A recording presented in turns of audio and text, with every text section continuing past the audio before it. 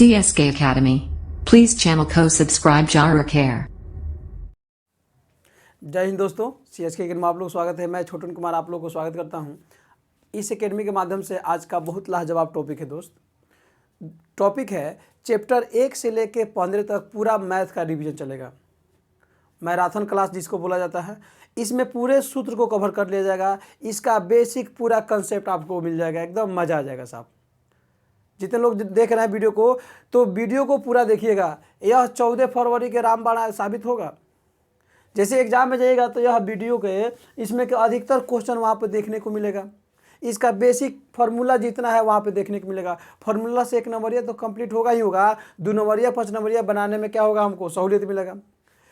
किस चैप्टर से किस नंबर का क्वेश्चन आता है, कैसे कैसे आता है, पूरा इस वीडियो में मिल जाएगा आप लोग को। तो वीडियो को पूरा देखिए, वीडियो को शेयर जरूर कर लीजिए, पूरे दोस्तों के पास पूरे बिहार में फैला दीजिए।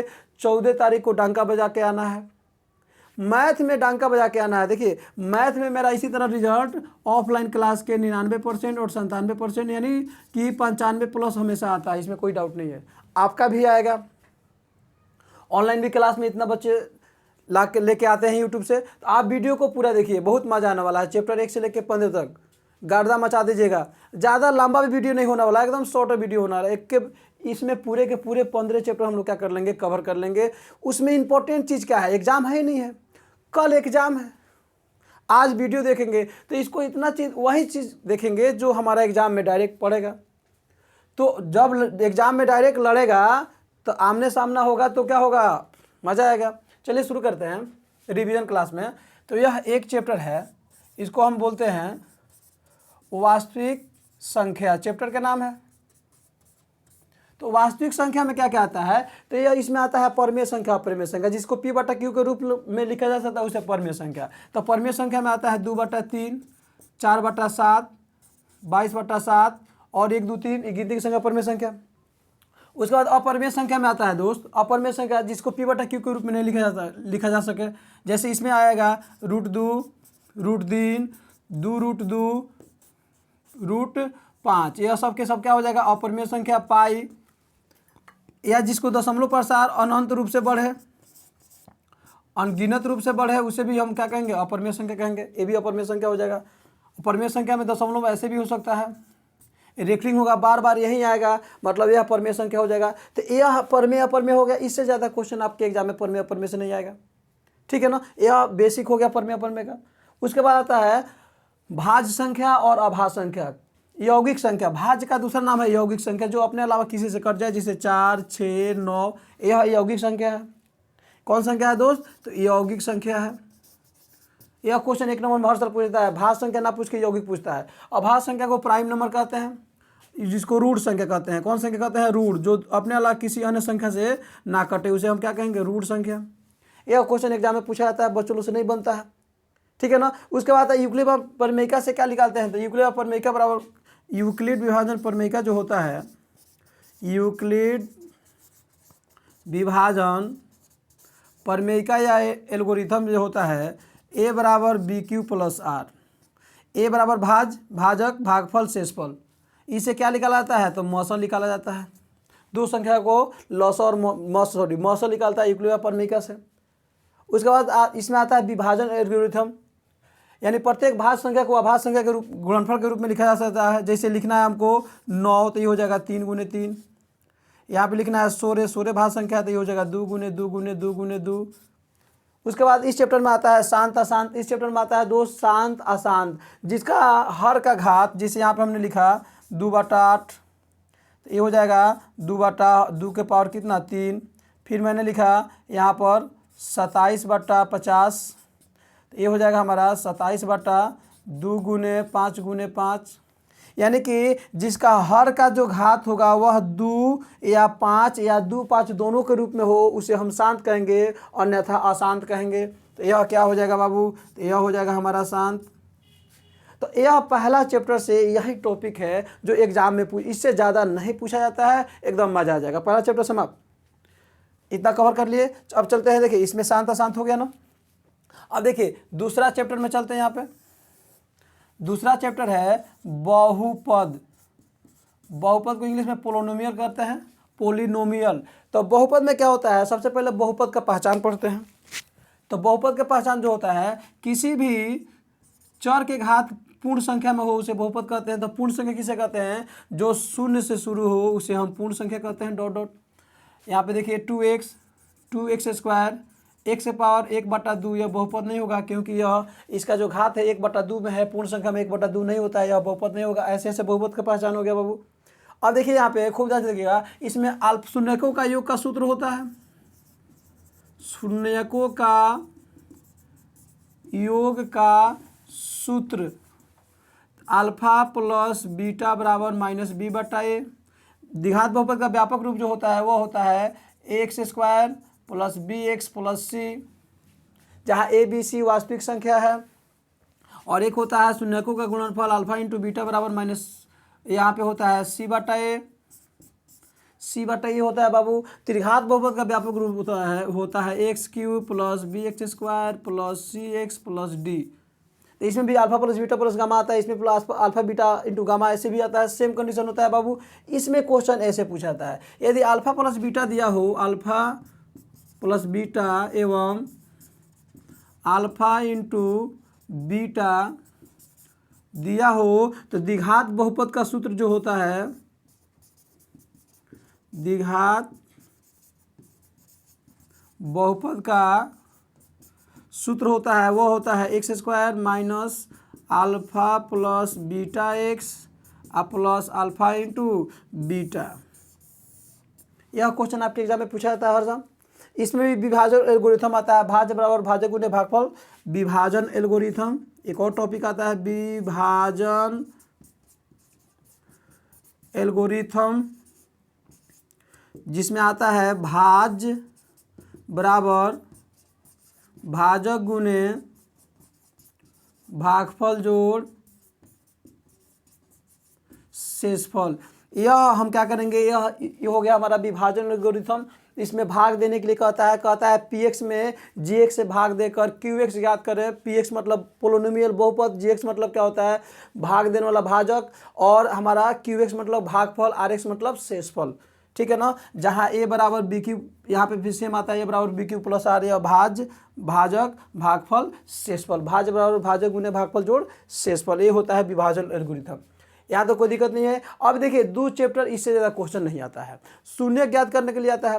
द्विघात बहुपद के देखिए, उसके बाद टॉपिक आता है द्विघात बहुपद का शून्यक 2 होगा, रैखिक बहुपद का शून्यक 1 होगा, त्रिघात का 3 होगा, चतुर्घात बहुपद का शून्यक 4 होगा। इससे ज़्यादा क्वेश्चन आपके एग्जाम में नहीं पूछा जाता है इस चैप्टर से। जब चलते हैं चैप्टर नंबर 3 के तरफ। 3 में अब गर्दा मचाइए, हल्ला बोल रैली की तरफ चलते हैं बाबू। 3 नंबर 3 में आता है 2 चर वाले रैखिक समीकरण। 3 में आता है दोस्त 2 चर वाले रैखिक समीकरण।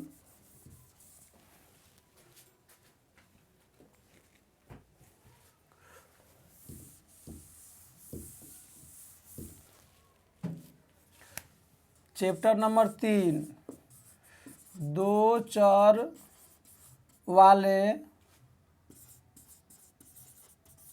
रैखिक समीकरण। देखिए तो बाबू, तो इसमें क्वेश्चन आता है ग्राफी भी से। देखिए 5 नंबरिया इसमें नहीं बनता, इसमें क्वेश्चन बनता है 5 को 1 नंबरिया पूछेगा, और 2 को से 3 को 2 नंबरिया पूछेगा। इसमें 5 से 6 1 नंबरिया पूछेगा, और 2 को 1 से 2 को 2 नंबरिया पूछेगा। 5 नंबरिया इसमें से नहीं आता, इसमें से ग्राफी भी से हल करने के लिए 5 नंबरिया आता है।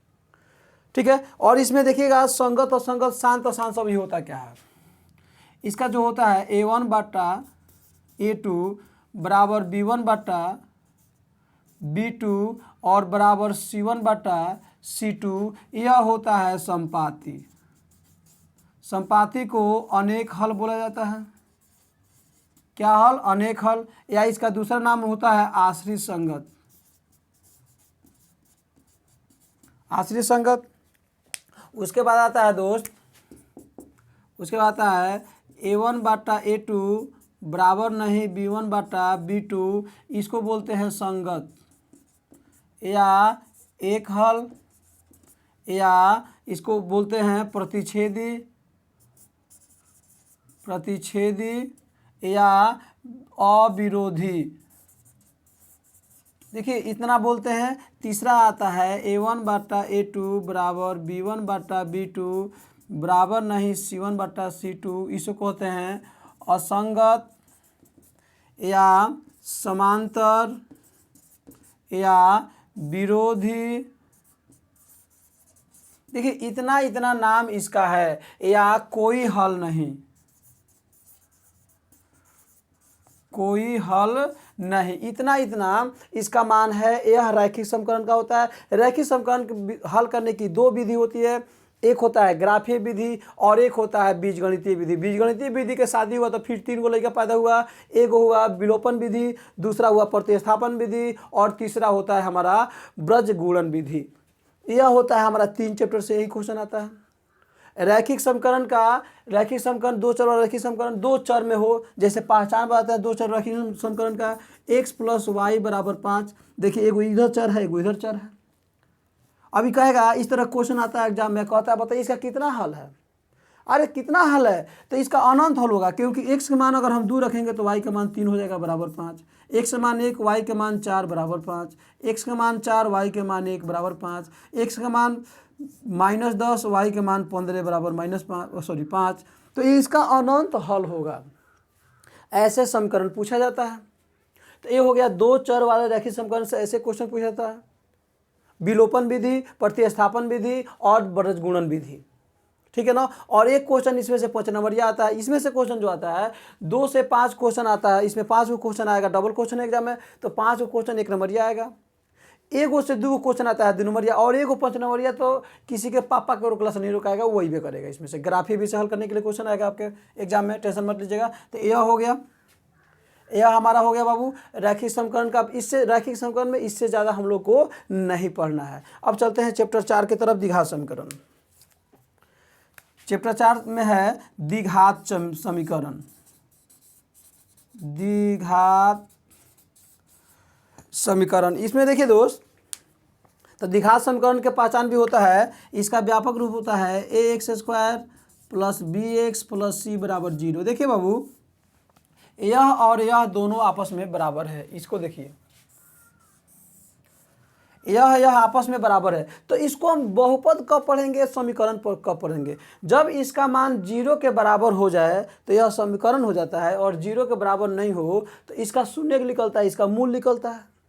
इसका शून्य निकलेगा, इसका मूल निकलेगा, क्योंकि द्विघात समीकरण का पहचान होता है x² इसका व्यापक रूप + bx + c = 0। द्विघात बहुपद का पहचान होता है x² + bx + c = 0 नहीं रहता है।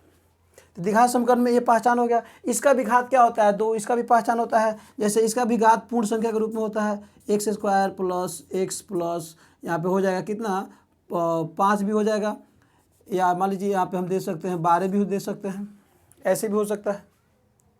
अब देखिए -12 दे देंगे यहाँ पे, तो अब क्या करेंगे, यह द्विघात समीकरण हो गया। कभी कभी एग्जाम में क्वेश्चन आता है x + 1/x, बताइए द्विघात समीकरण है, नहीं है, क्योंकि यह नीचे है, ऊपर जाएगा तो x के पावर माइनस में आ जाएगा। जब ऊपर जाएगा तो पावर बदल जाता है, चिन्ह बदलता है, तो ऋणात्मक हो जाएगा, तो ये द्विघात समीकरण नहीं होता है। अब द्विघात समीकरण में मूल निकालने के लिए पूछता है एग्जाम में, d को विविकेतर कहते हैं, d बराबर होता है b² - 4ac, जिसको विविकेतर या विवेचक दोनों कहा जाता है। तो देखिए b² - 4ac अगर d बराबर है 0 के, या b² - 4ac = 0 के बराबर है, तो इसका 2 गो समान मूल होगा। कौन मूल होगा बाबू, समान मूल। कौन मूल होगा, समान मूल होगा। यदि b² - 4ac यह क्या है, बड़ा है 0 से, तो 2 गो असमान मूल होगा। क्या होगा बाबू, 2 गो असमान मूल होगा। यदि b² - 4ac क्या है, छोटा है 0 से, माने 0 से क्या है, छोटा है, तो इसका कोई मूल नहीं होगा। ये हो गया हमारा। उसके बाद आता है द्विघात्री सूत्र। द्विघात्री सूत्र तो यह होता है -b ± रूट अंदर b² - 4ac/2a।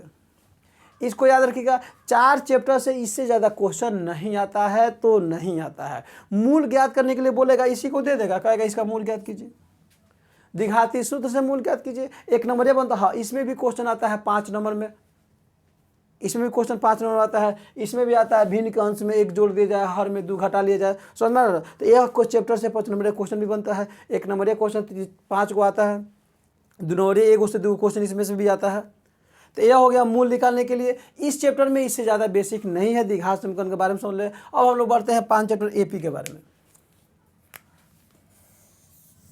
तो देखिए 5 चैप्टर एपी, जिसको हम समानांतर श्रेणी भी कहते हैं, अर्थमेटिक प्रोग्रेशन भी इसको नाम है। तो एपी में बेसिक क्या है, तो देखिए समान रूप से जो संख्या बढ़ता है और समान रूप से घटता है, 2 का 2, 3, 4, 5 डॉट एपी में है, 4, 9, 14, 19, 5 हो के बढ़ रहा है ना, ये भी एपी में है, 3, 6, 8, 7, 9, यह समान रूप से नहीं बढ़ रहा है, एपी में नहीं है। समझ में आ रहा है? यह एपी में नहीं है, यह एपी में है, यह नहीं है। तो संख्याओं का ऐसा सीक्वेंस जो समान रूप से बढ़े या समान रूप से घटे वह एपी में होता है, जिसे यहाँ देख सकते हैं 18, 15, 12, 9, देखिए तो समान रूप से घट रहा है ना, यह एपी में होगा। ठीक है ना? तो एपी में भी ए होता है, ए को कहते हैं पहला पद, इसमें भी डी होता है, डी को कहते हैं सार्वंतर, जिसको हम कॉमन डिफरेंट भी कहते हैं इंग्लिश में। और उसके बाद होता है एन, एन मतलब होता है पदों की संख्या। तो एन का सूत्र होता है A plus N minus 1 into D, यह होता है हमारा एन का सूत्र। एन को टीएन भी कहते हैं, टर्म ऑफ नंबर, एन को टीएन भी कहते हैं, टर्म ऑफ नंबर, इसका भी सूत्रवाद सेम यही होता है। उसके बाद पदों का योग का सूत्र भी पूछा जाता है। इस एपी का व्यापक रूप आता है, इसमें व्यापक रूप यह होता है एपी के व्यापक रूप देख लीजिएगा, यह आता है A plus D, A plus 2d, A plus 3d dot dot dot dot, यानी कि 10वां पद पूछ रहा है ना, तो ये हो जाएगा ए प्लस 9d, 20वां पद पूछ रहा है ए प्लस 19d, 100वां पद पूछ रहा है ए प्लस 99d, एपी हो गया हमारा। उसके बाद इसमें एसएन के फॉर्मूला आता है। तो एसएन जो होता है पदों का नंबर, जैसे दिया रहेगा, कहेगा 2 जोड़ 4 जोड़ 6 डॉट डॉट 40 पदों तक संख्याओं का योग ज्ञात करें। हचड़ के पूछेगा तो खचड़ के लिखिएगा, एकदम मजा आ जाएगा। तो इसमें क्या हो जाएगा, एसएन का सूत्र होता है n/2 इंटू एन प्लस ए प्लस एन हो जाता है, पहला पद माइनस पहला पद प्लस एन अंतिम पद। नहीं तो एक और सूत्र होता है एसएन का n/2 into 2a plus n-1 into D. यह एसएन के फॉर्मूला से हम एपी बना सकते हैं। इससे ज़्यादा एपी से क्वेश्चन नहीं आता है। एपी से 5 नंबरिया ना बनेला तो ना बनेला, ठीक है ना बाबू? एपी से 5 नंबरिया तो नहीं बनता है। 5 नंबरिया बनता है तो 3 चैप्टर से बनता है और ये 4 चैप्टर से बनता है। 4 चैप्टर से आ भी सकता है, नहीं भी आ सकता है, लेकिन 3 चैप्टर से पाका अइबे करी, ठीक है ना? तो इसको ध्यान दीजिएगा। यह देखिए 5 चैप्टर तक कंप्लीट हो गया। इसी तरह हम लोग 10 चैप्टर कंप्लीट करेंगे। जितने लोग जुड़े हैं वीडियो को लाइक और शेयर कर लीजिए, सबको वीडियो को लाइक और शेयर कर लीजिए बाबू, बहुत मजा आने वाला है। कल के क्लास में एकदम ठन जाइएगा ना। देखिए ये सब पूछेगा आपके एग्जामों में। एक कंसेप्ट क्लियर है ना, कहा जाता है लगा दो आग पानी में जवानी उसे कहते हैं। कंसेप्ट क्लियर बा तो जवानी है, आना तो 80 वर्ष का बुढ़वा है। समझ में आ रहा है ना? ये कंसेप्ट है सब। अब चलते हैं, देखिए 6 चैप्टर की तरफ चलते हैं। देखिए आप चलेंगे 6 चैप्टर त्रिभुज।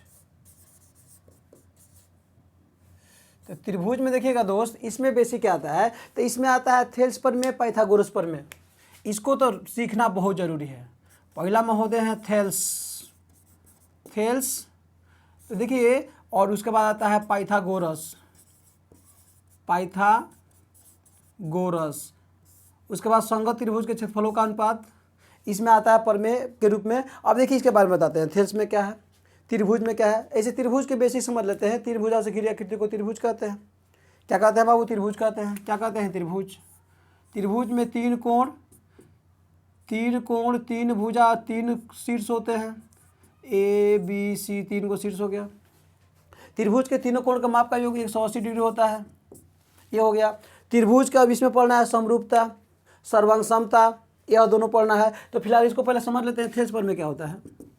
किसी त्रिभुज के एक भुजा के समानांतर खींची गई रेखा जिन दो भुजाओं को दो बिंदु पर प्रतिच्छेद करती है, वह बिंदु उन भुजाओं को समान अनुपात में विभाजित करता है, उसे हम थेल्स पर में कहते हैं। समझ में कुछ नहीं आया, अब समझ में आएगा। यह देखिए मैं आप लोगों को फिगर बना के समझाता हूँ थेल्स पर में को।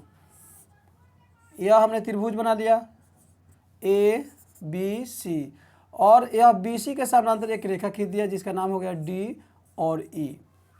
तो किसी एक भुजा, तो मान लीजिए बी सी के समानांतर हमने क्या खींचा दोस्त? यह खींचा डी ई। तो यह डी ई ए बी और ए सी दो भुजा को दो बिंदु पर प्रतिच्छेद करता है, एगो डी पर एगो ई पर। तो यह बिंदु इन भुजा को समान अनुपात में क्या करता है? विभाजित करता है। समान अनुपात के मतलब हुआ क्या हुआ? तो ए डी बाटा डी बी, तो हाई अनुपात हाई बराबर इधर वाला, तो क्या हो जाएगा? ए सी बाटा ई सी। यही है थेल्स पर में, यही है क्या बाबू? थेल्स पर में। अब इसका विलोम क्या होता है फिर समझिएगा। किसी त्रिभुज में एक भुजा के समानांतर खींची गई रेखा जिन दो भुजाओं को दो बिंदु पर प्रतिच्छेद करता है, वह बिंदु उन भुजाओं को समान अनुपात में विभाजित करता है। विलोम में कैसे आता है? किसी त्रिभुज के एक भुजा पर कोई रेखा खींचा गया है, तो वह समान अनुपात में विभाजित कर रहा है। तो सिद्ध कीजिए वह रेखा तीसरी भुजा के समानांतर होगी, यानी कि यह जो रेखा है यह इसके समानांतर होगी। इसको दर्शाने के लिए ये होता है इसका विलोम। ठीक है। अब आपके एग्जाम में क्या करता है? इसको दे देगा 2, इसका दे देगा 3, इसका दे देगा 1, कहेगा इसका मान ज्ञात करें। तो इसका मान बैठा दीजिए, तीसरा दीजिए, गुना कीजिए, मैथ के नियम के अनुसार आपका मान आ जाएगा। अब पाइथागोरस में चलते हैं। तो पाइथागोरस में होते क्या कहते हैं? किसी समकोण त्रिभुज में कर्ण का वर्ग शेष अन्य दो भुजाओं के वर्गों के योग के बराबर होता है। देखिए यह हमने बनाया समकोण त्रिभुज। हमने समकोण ए, यह 90 डिग्री, बी सी, तो कर्ण ए सी स्क्वायर बराबर ए बी स्क्वायर जोड़ बी सी स्क्वायर। यह हो गया समकोण, यह हो गया पाइथागोरस पर में। क्या होता है बाबू? पाइथागोरस पर में किसी समकोण त्रिभुज में कर्ण का वर्ग यानी सबसे बड़ी भुजा का वर्ग दोनों छोटी भुजाओं के वर्गों के योग के बराबर होता है। तो वर्गों आयोग मन होता है जोड़, बराबर हो गया बाबू। यह होता है पाइथागोरस पर। इसका विलोम कैसे आता है आपके एग्जाम में? तो विलोम आता है बाबू, किसी त्रिभुज में बड़ी भुजा के वर्ग दोनों छोटी भुजाओं के वर्गों के योग के बराबर हो, तो सिद्ध कीजिए कि बड़ी भुजा के सामने वाला कोण समकोण होता है। तो बड़ी भुजा यही ना है, तो इसके सामने वाला कोणवा क्या है? समकोण है। इसको क्या करना है? सिद्ध करना है। यह हो गया पाइथागोरस प्रमेय का विलोम। ठीक है। तो एग्जाम में क्वेश्चन आता है पाइथागोरस प्रमेय इनमें से कौन है? पाइथागोरस प्रमेय को कौन संतुष्ट करता है, कौन नहीं करता है? ऐसे क्वेश्चन आपके एग्जाम में पूछा जाता है। उसके बाद इसमें बेसिक बनता है समरूपता, सर्वांग समता। क्या बनता है बेसिक? सर्वांग समरूपता। तो किसी दो त्रिभुज के, इसमें समरूपता में दो त्रिभुज लेते हैं, पी क्यू आर त्रिभुज ए बी सी। तो समरूपता सिखा देते हैं, यह कोणवा बराबर यह कोणवा, यह कोणवा बराबर यह कोणवा, यह कोणवा बराबर यह कोणवा। तो ये त्रिभुजवा समरूप हो जाएगा। यहाँ लिख लेंगे त्रिभुज पी क्यू आर समरूप त्रिभुज ए बी सी। कथी से? अगर कोण से है तो एंगल एंगल एंगल समरूपता से, भुजा से है तो साइड साइड, और समरूप त्रिभुज के संगत भुजा अनुपातिक होते हैं। तो इसका देखिए यह बट्टा यह, अनुपातिक में क्या होता है बाबू देख लीजिए। अनुपातिक में यह बट्टा यह, तो ये हो जाएगा पी क्यू बट्टा ए बी बराबर क्यू आर, क्यू आर बट्टा इसका आधार तो इसका आधार बी सी, और बराबर इसका यह भुजा पी आर तो इसका यह भुजा ए सी। यह हो जाएगा समरूपता के नियम होता है। ठीक है ना। समरूपता के नियम से यह दिया रहेगा, कहेगा इसका मान ज्ञात कीजिए। तो जितना बाटा में हम क्या कर लेंगे? निकाल लेंगे। उसके बाद आता है सर्वांग समता। सर्वांग समता, सर्वांग समता, इसमें खूब ध्यान से देखिएगा, सर्वांग समता का मतलब होता है इक्विल। समरूप में देखिए क्या होता है और सर्वांग समता में क्या होता है, मैं आप लोगों को समझाता हूँ। इसमें क्वेश्चन एग्जाम में आता कैसे है, सभी वृत्त समरूप होते हैं, सभी आज क्या समरूप होता है कि सर्वांगसम होता है, इसको समझ लीजिए। समरूपता का मतलब होता है बराबर, सर्वत्र अंग बराबर हो तो समरूपता होता है। क्या हो बाबू, बराबर हो। कैसे, तो यहाँ देखिए समरूपता का सर्वांग समता से हो, यह होगा यह हमारा। तो इसी तरह एक और फिगर होगा, अगर यह वृत्त है 1 सेंटीमीटर का तो यह वृत्त भी 1 सेंटीमीटर का होगा। यह हमारा क्या होगा, सर्वांगसम होगा। सर्वांगसम त्रिभुज के सभी भुजा आपस में बराबर होते हैं, संगत भुजा बराबर होते हैं। सभी वृत्त, अब क्वेश्चन आपके एग्जाम में इसमें कैसे क्वेश्चन आता है, सभी वृत्त क्या होते हैं, तो सभी वृत्त जो होते हैं वह क्या होते हैं, समरूप होते हैं।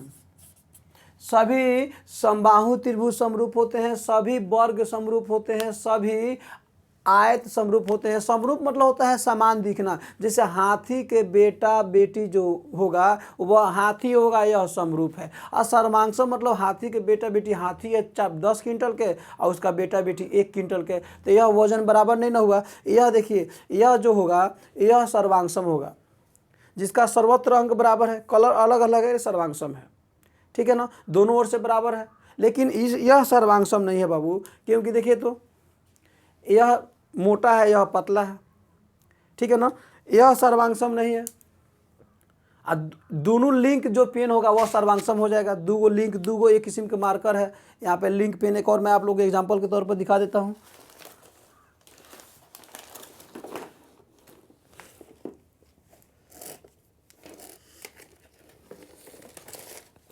चलिए दोस्त, यहाँ पे दो लिंक पेन है तो यह आपस में समरूप होगा, क्योंकि दोनों एक ही कंपनी के हैं, दोनों बराबर है।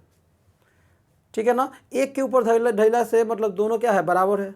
दो को कोई नोट ले सकते हो, वो भी क्या हो जाएगा, समरूप हो जाएगा। आप इसको एक और उदाहरण समझ लीजिए। दो कोई मैं आपको नोट दे देता हूँ। देखिए यह जो है, यह दोनों जो नोट है यह वाला, यह दोनों बराबर है, एक ही छपाई है, एक ही सब है, तो यह क्या हो जाएगा, सर्वांगसम हो जाएगा, सर्वत्र अंग बराबर। लेकिन दोनों 100 में चलेगा, यह समरूप हो जाएगा। दोनों 100 टकिया तो दोनों है, नंबरी दोनों है, 100 रुपया के नोट दोनों है, लेकिन यह अलग है, एक यह अलग है। ठीक है, आगे बढ़ते हैं। समरूपता हो गया, सर्वांगसमता हो गया। सभी वृत्त क्या होते हैं, समरूप होते हैं, सर्वांगसम नहीं होते हैं। सभी समबाहु त्रिभुज समरूप होते हैं, सर्वांगसम नहीं होते हैं। सभी आयत, सभी वर्ग समरूप होते हैं, सर्वांगसम नहीं होते हैं। सर्वांगसम 5 सेंटीमीटर त्रिज्या के वृत्त सर्वांगसम होंगे।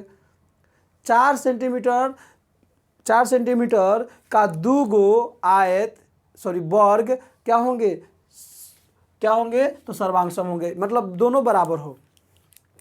यह हो गया। अब हम लोग चलते हैं चैप्टर किसके तरफ, चैप्टर 7।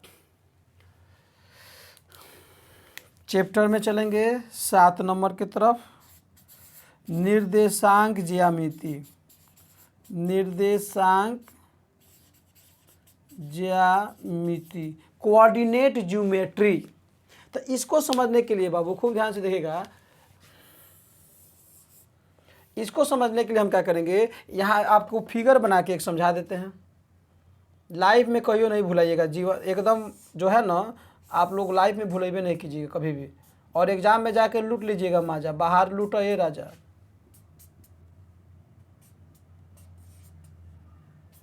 देखिए इसको प्रथम चतुर्थांश कहते हैं, और प्रथम चतुर्थांश में दोनों प्लस होता है।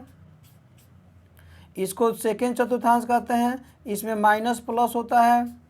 इसमें इसको तृतीय चतुर्थांश कहते हैं, इसमें दोनों माइनस होता है। इसको चतुर्थ चतुर्थांश कहते हैं, इसमें प्लस माइनस होता है। चलिए, इसको y अक्ष को कोटि कहते हैं, जिसका निशांक होता है 0y। इसको याद रखिएगा जो मैं लिख रहा हूँ। x अक्ष को भुज कहते हैं या क्षैतिज कहते हैं, इसका निशांक होता है x0। देखिए यही मेन चीज़ है, यह होता है मूल बिंदु, जहाँ दोनों एक दूसरे को काटता है उसे मूल बिंदु कहते हैं। यह पॉजिटिव होता है +1 +2 +1 +2, और यह निगेटिव होता है -1 -2। यह निगेटिव होता है, -1 -2। इसको समझ लीजिएगा, आपके क्वेश्चन एग्जाम में आता है -3 किस पाद का है, तो हम दोनों माइनस है तो दोनों माइनस किस में आता है बाबू, तीसरा पाद का है, यह हो जाएगा हमारा। और फिर पूछेगा 3 - 3 किस पाद का है, तो पहले प्लस है बाद में माइनस है, पहले प्लस बाद में माइनस, यह चतुर्थ पद का है। निर्देशांक पूछा, एक्स अक्ष का निर्देशांक कितना होता है, तो x0 निर्देशांक पहले x लिखा ला। y अक्ष का निर्देशांक कितना होता है, तो 0y, पहले x लिखते हैं तो x में 0 हो जाएगा, y में y हो जाएगा। तो यह होता है 4 चैप्टर से। इसमें विभाजन सूत्र होता है, दूरी सूत्र आता है, तो दूरी सूत्र को देख लीजिए। यहाँ पे दूरी सूत्र कोई बिंदु है तो यहाँ पे हम लिख लेंगे दूरी सूत्र। ये होता है रूट अंदर x2 - x1 का होल स्क्वायर जोड़ y2 - y1 का होल स्क्वायर। यह दूरी सूत्र का सूत्र है। मध्य बिंदु के निर्देशांक का जो सूत्र होता है वो होता है x1 जोड़ x2/2 और y1 जोड़ y2/2। यह मध्य बिंदु का निर्देशांक का सूत्र होता है। विभाजन फार्मूला होता है m1 x2 + m2 x1, विभाजन फार्मूला भी होता है, इसको भी देख लीजिए। इसमें विभाजन सूत्र m1 x2 जोड़ m2 x1 बटा m1 जोड़ m2। इसी तरह y के होता है m1 y2 जोड़ m2 y1 जोड़ बटा m1 m2 m2। यह विभाजन सूत्र होता है। फिर त्रिभुज के क्षेत्रफल के निकालने के सूत्र होता है। अगर कोई भी संख्या दी हुई संरेखीय हो तो त्रिभुज का क्षेत्रफल क्या होता है, 0 होता है। यह 7 चैप्टर का पूरा बेसिक हो गया। इससे ज़्यादा 7 चैप्टर में बेसिक नहीं है तो नहीं है। चलिए, सब इसमें भी 7 चैप्टर से कभी कभी क्वेश्चन एगो 1 नंबरिया आ जाता है। यह 6 चैप्टर से जो क्वेश्चन है एगो 1 नंबर नहीं, इसमें एगो 5 नंबरिया, इसमें से क्वेश्चन एगो 5 नंबरिया पक्का अइबे करी। थेल्स पर में पूछे या पाइथागोरस पर में पूछे या उसका विलोम पूछे। आप इसको वीडियो बना दिया गया है, आप वहाँ पे प्लेलिस्ट में जाके देख सकते हैं। चलिए 8 चैप्टर में चलते हैं। त्रिकोणमिति सबसे इंपॉर्टेंट चीज है, यह है त्रिकोणमिति। तो इसमें बाबू देखिए साइन थीटा, 6 गो त्रिकोणमिति आता है।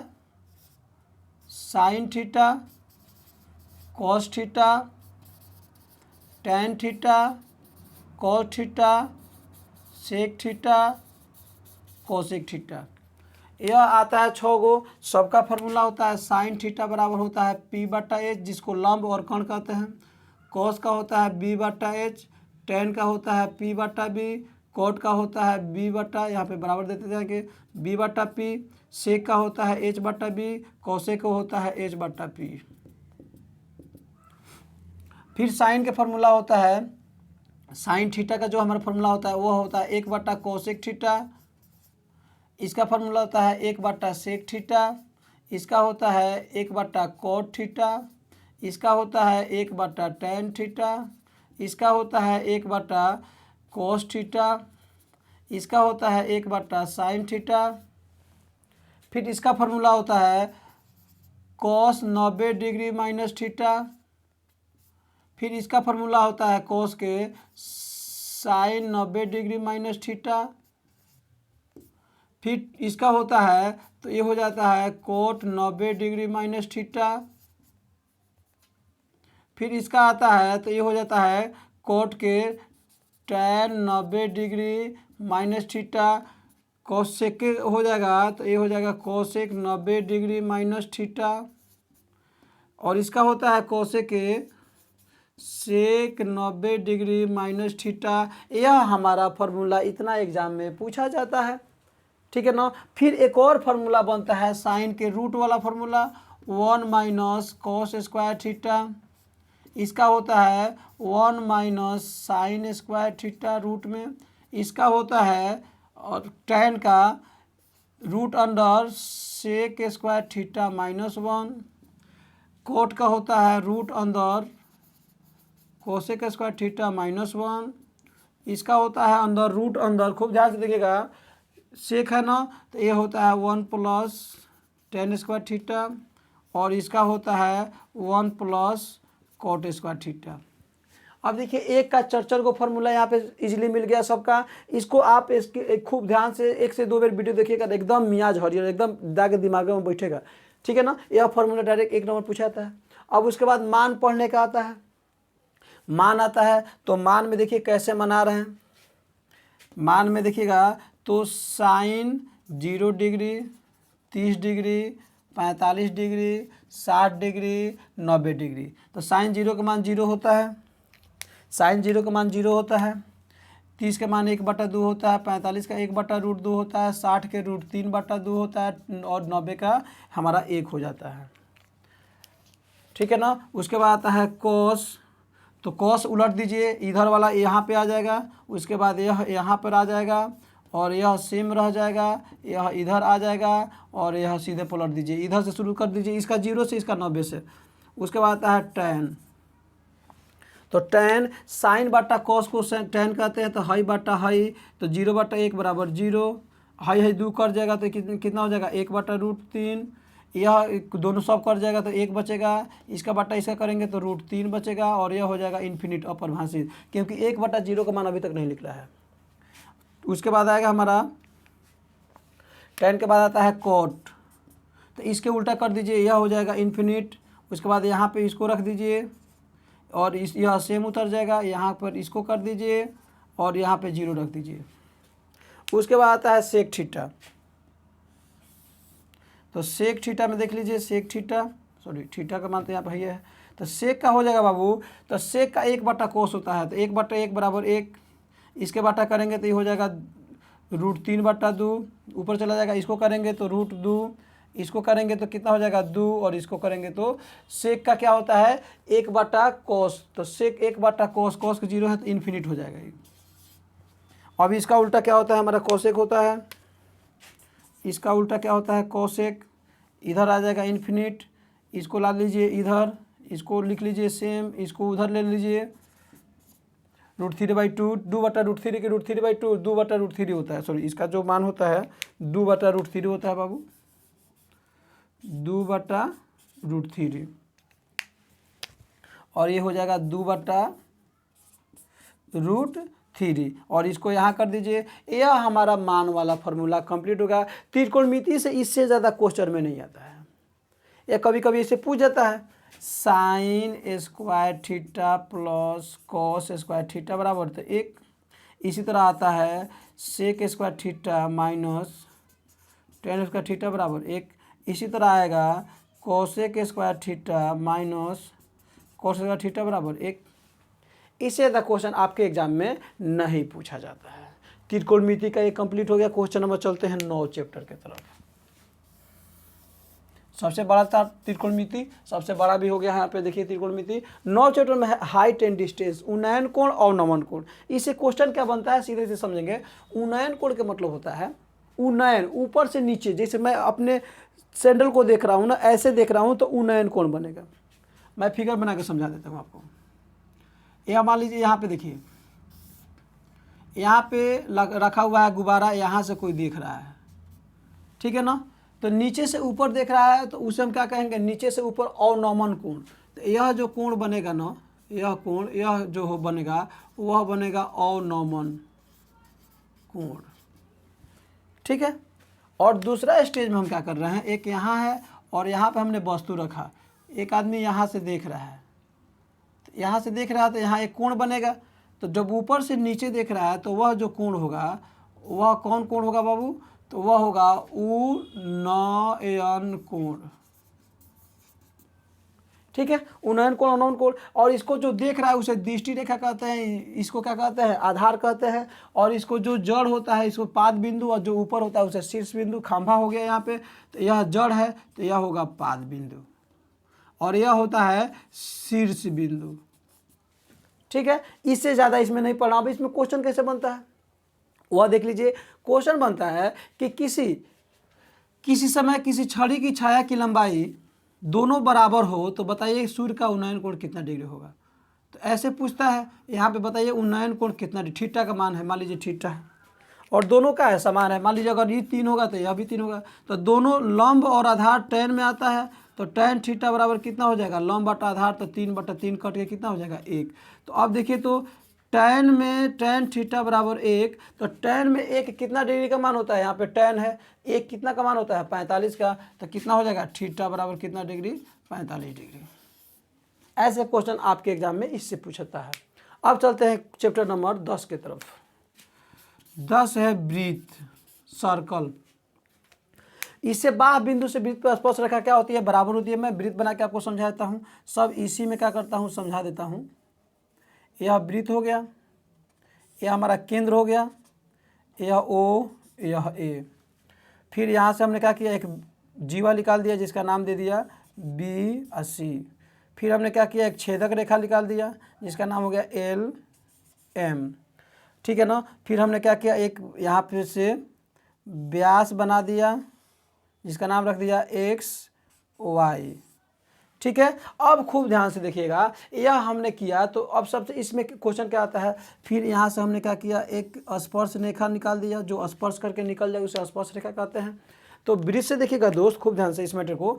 तो अब यहाँ पे आ क्या रहा है, एल एम जो है यह जीवा है, जो वृत्त से वृत्त को परिधि से परिधि को मिलाते हैं। यह जो है हमारा परिधि है, यह जो गोल है परिधि है, और जो बड़ा है वो हमारा क्या है, सर्कल है, वृत्त है।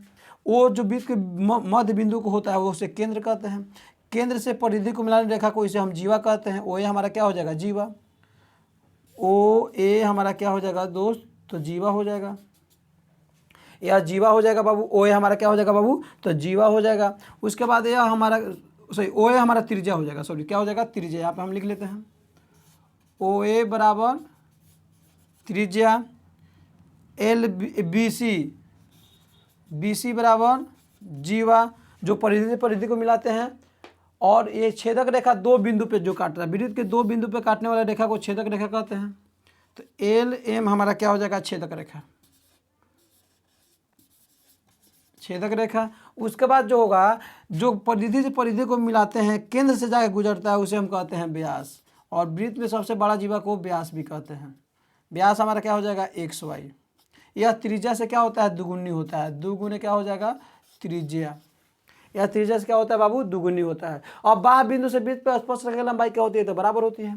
मैंने जैसे यहाँ पे मैंने वृत्त बना लिया और बाह्य बिंदु से यहाँ से हमने क्या किया, स्पर्श रेखा खींचा, तो यह क्या हो जाएगा, हमारा दोनों बराबर होगा, दोनों क्या हो जाएगा, बराबर होगा। अब कौन कौन बराबर होगा, यहाँ देख लीजिए, यह रेखा आपस में बराबर होगा। अर्धवृत्त पर बड़ा कोण कितना डिग्री होता है, तो मैंने अर्धवृत्त यहाँ पे वृत्त बना लिया, यहाँ से अर्धवृत्त हो गया। तो यहाँ से यहाँ करेंगे, यह 90 डिग्री कोण बनेगा। यहाँ से यहाँ करेंगे, यह 90 डिग्री कोण बनेगा। तो अर्धवृत्त का जो कोण होता है वह हमेशा 90 डिग्री का होता है।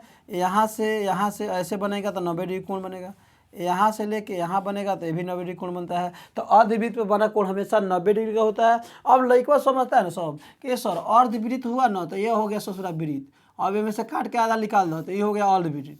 ये सर तो यहाँ 180 डिग्री कोण बनता है, यहाँ पे नहीं, अर्धवृत्त पे बना कोण ऐसे कोण बनेगा। इसमें ये तो हो गया हमारा क्या, व्यास पे न बना है, तो व्यास पे थोड़ा खाली अर्धवृत्त पे बना कोण, तो यह 90 डिग्री, यही अर्धवृत्त पे बना कोण 90 डिग्री होता है। तो इसमें हम लोग 1 से लेकर 10 चैप्टर कंप्लीट कर चुके हैं। सबको वीडियो को लाइक और शेयर कर दीजिए बाबू। अब हम लोग चलते हैं 11, 12, 13, 14, 15 की तरफ। देखिए दोस्त, 11 चैप्टर है रचना। रचना तो इसमें आता है, इसमें रचना 2/3 गुनी हो, इसमें क्वेश्चन जो आता है वह 5 नंबरिया आता है। कितना क्वेश्चन, 5 नंबरिया। एगो त्रिकोणमिति से 5 नंबरिया आता है, हाइट एंड डिस्टेंस से भी क्वेश्चन 5 नंबरिया आता है, ठीक है ना।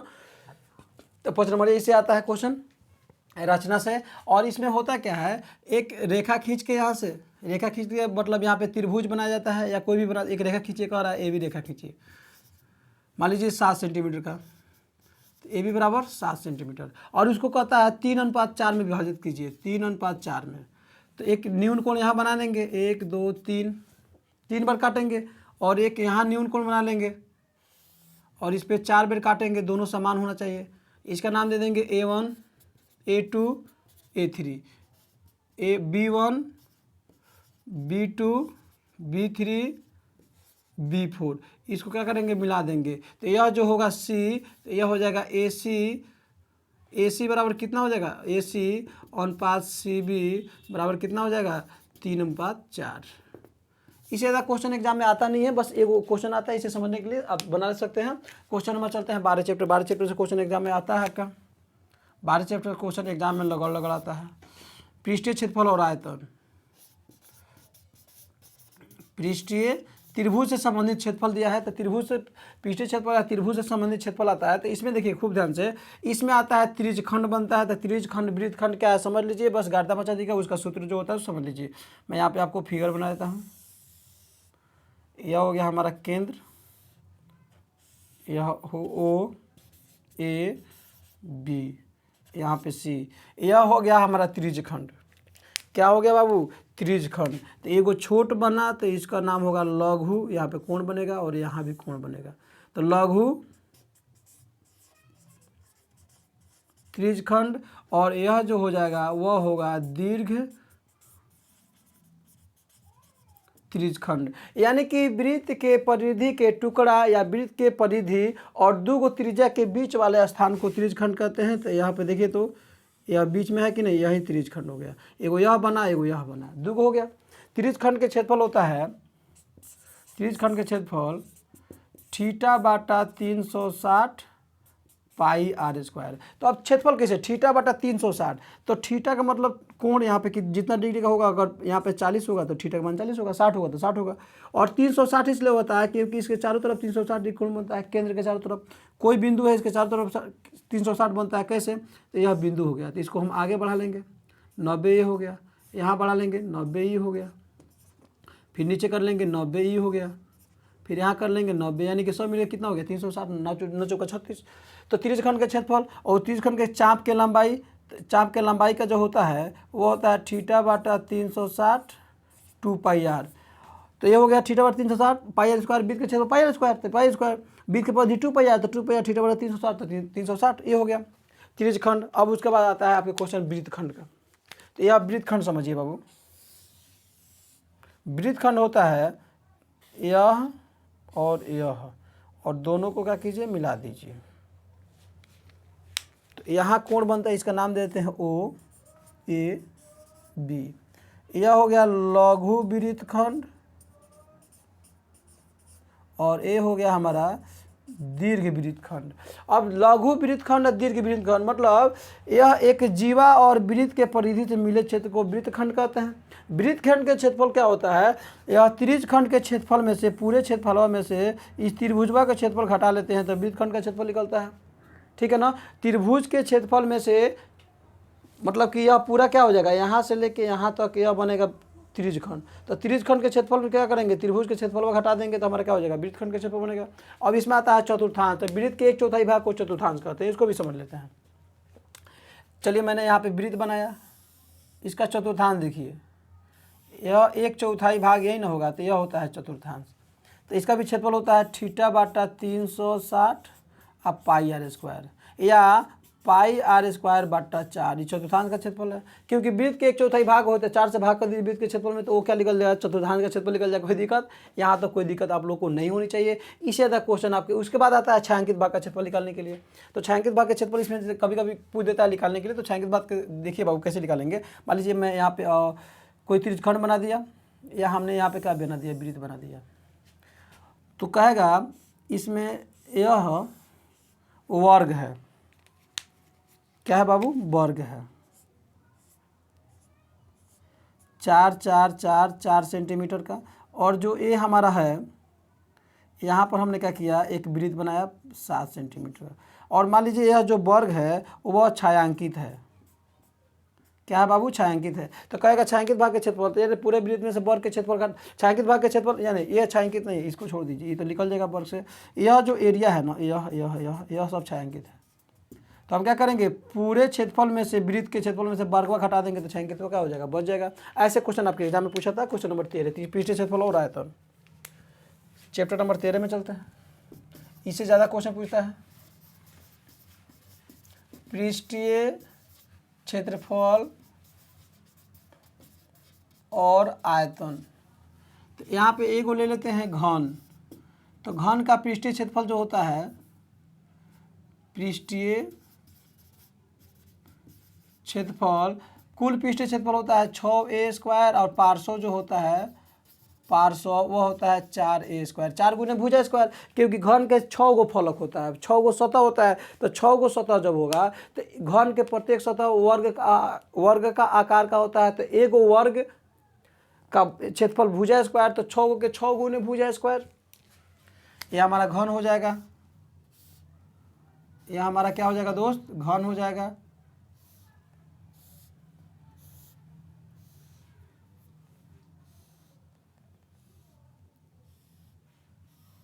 इसका फलक देख लीजिए, 1 2 3 4 5 6, 6 को फलक हो गया। ये हमारा क्या हो गया, घन हो गया।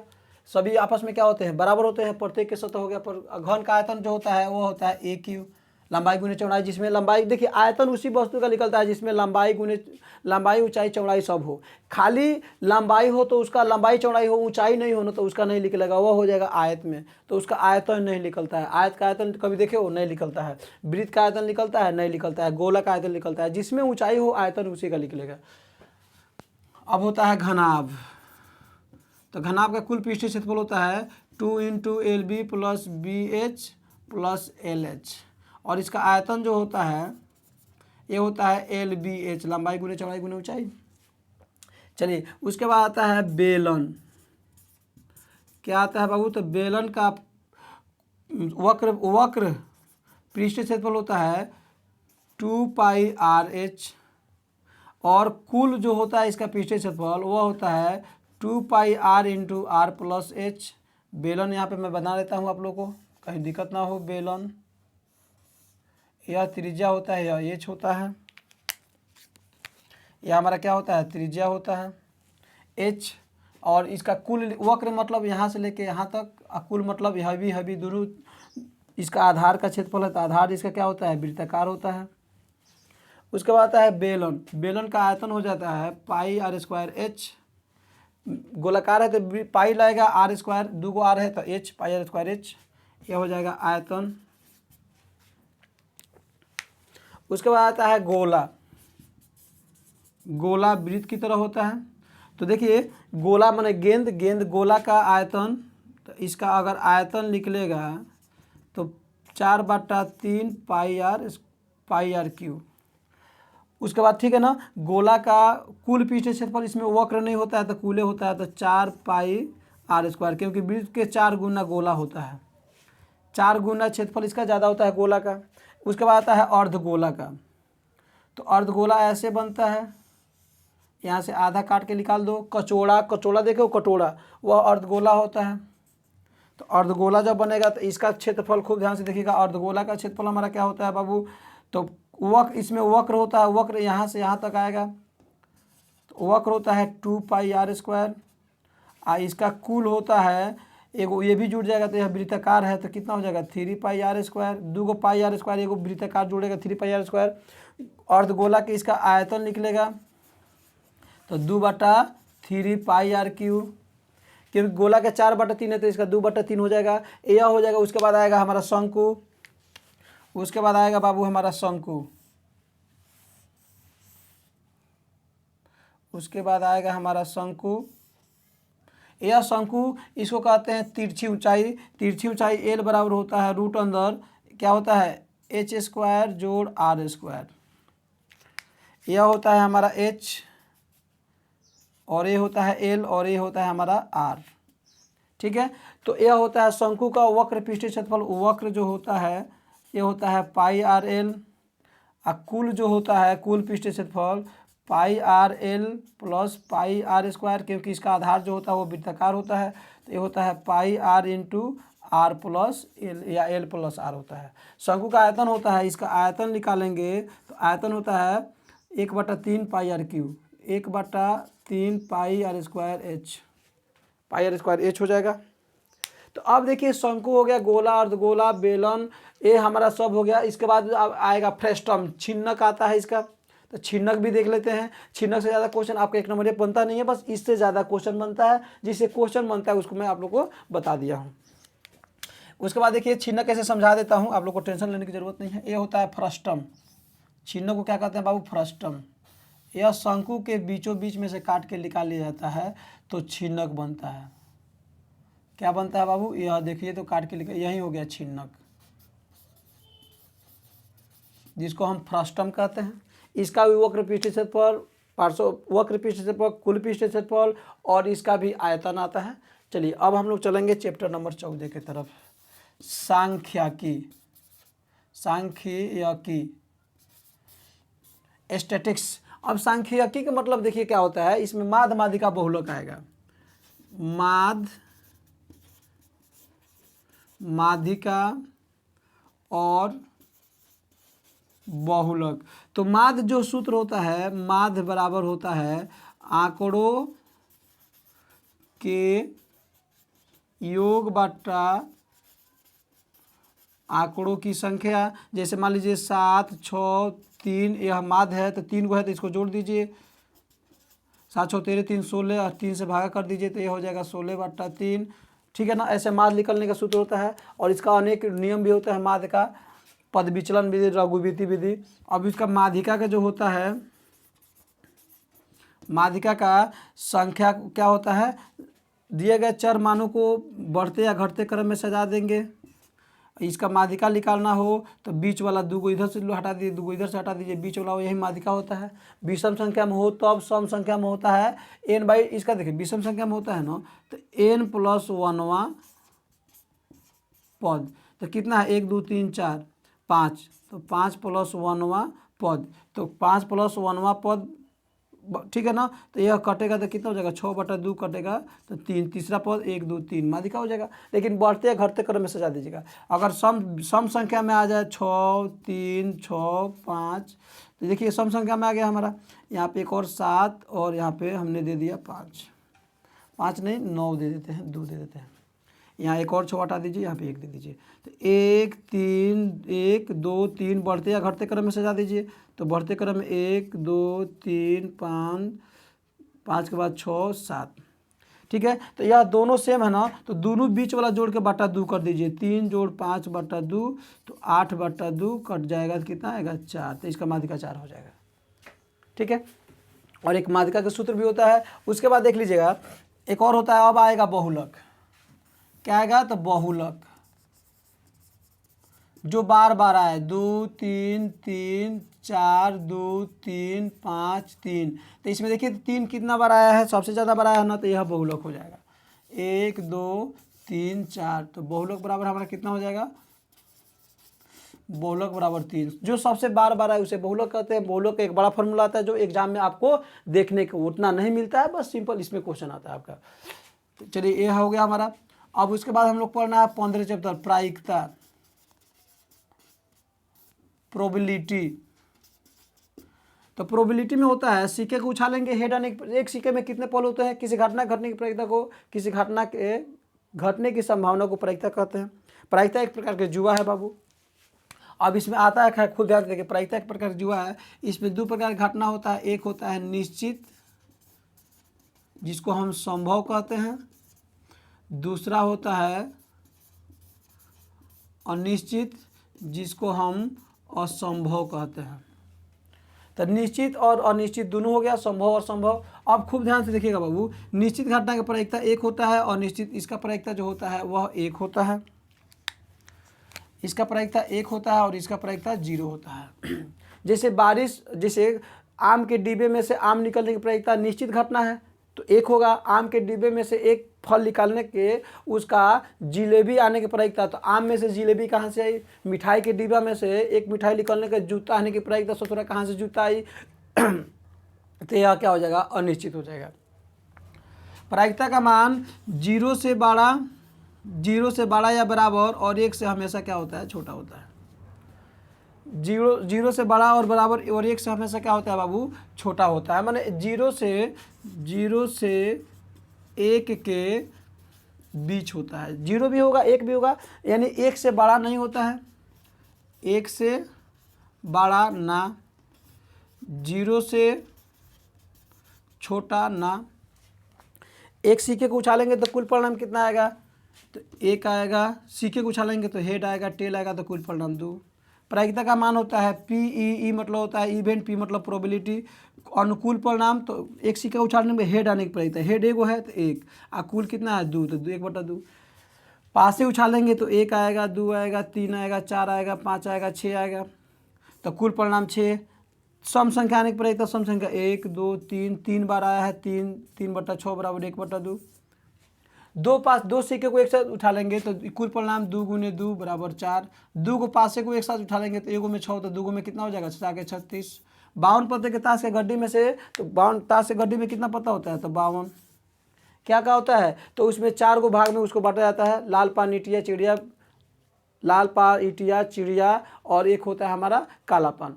तो इससे ज़्यादा आपके क्वेश्चन एग्जाम में नहीं आएगा। कल है, इसको एक से दो बार देख लीजिए, एकदम गार्दा मचेगा पूरे। वहाँ पे जाइएगा ना, सब इसी में से क्वेश्चन रहेगा, एगो इससे आउट ही क्वेश्चन नहीं रहेगा। Thank you very